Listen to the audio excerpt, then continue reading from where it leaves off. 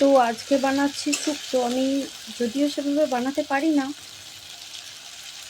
দেখা যাক কেমন হয়। প্রথমে তেলে ফোড়ন দিয়ে নিয়েছি, তারপর লঙ্কা একটু ভেজে নেওয়ার পর এতে পেঁয়াজ, আদা, রসুন আর টমেটো দিয়ে টমেটোটা একটু কষিয়ে নিচ্ছি। যাতে নিচে ধরে না যায় সেজন্য অল্প জল দিয়ে দিলাম। এরপর ঢাকা দিয়ে টমেটোটা সিদ্ধ হতে দিব।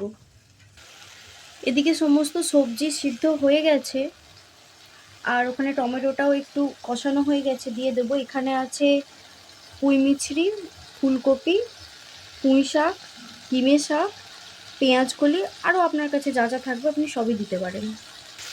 এরপর এতে আমি প্রয়োজন মতো হলুদ দিয়ে দিলাম। বাকি মশলা আমি এখন অ্যাড করিনি, সবজিগুলো কষিয়ে নেওয়ার পর দেব। এরপর সবজিটা অ্যাড করে নিচ্ছি এখানে।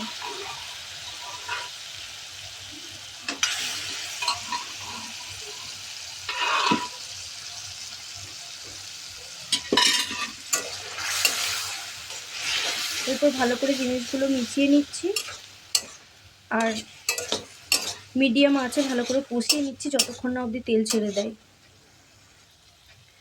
জিনিসটা এবার তেল ছেড়ে দিয়েছে। এবার আমার পছন্দ অনুযায়ী মশলা অ্যাড করে নিচ্ছি।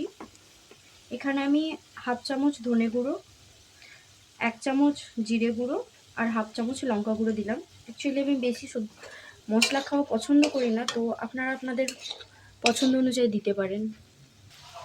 মশলাটা যাতে পুড়ে না যায় সেজন্য অল্প করে জল দিচ্ছি। এরপর পুরোটাকে আরেকবার ভালো করে কষিয়ে নেব যতক্ষণ না অবধি তেল ছাড়ছে। দেখুন, জিনিসটা মশলা দিয়ে ভালো করে কষানো হয়ে গেছে আর অলরেডি তো সিদ্ধ করাই ছিল। তো আমি অল্প জল দিয়ে ঢাকা দিয়ে দেব, আর খুব বেশি জল দেব না, কারণ আমি এটাকে মাখামাখাই নামাবো। সিদ্ধর সময় আমি অলরেডি নুন দিয়েছিলাম, তো শেষের দিকে আরেকবার দিয়ে দিলাম স্বাদ চেখে যতটা প্রয়োজন।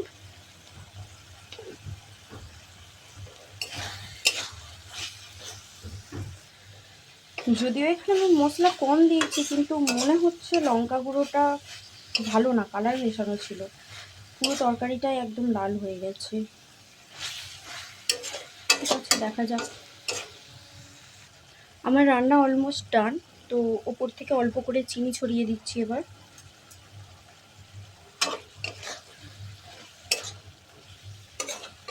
আপনি এই অবস্থাতেও নামিয়ে নিতে পারেন, অথবা চাইলে আরেকটু মেরে দিতে পারেন।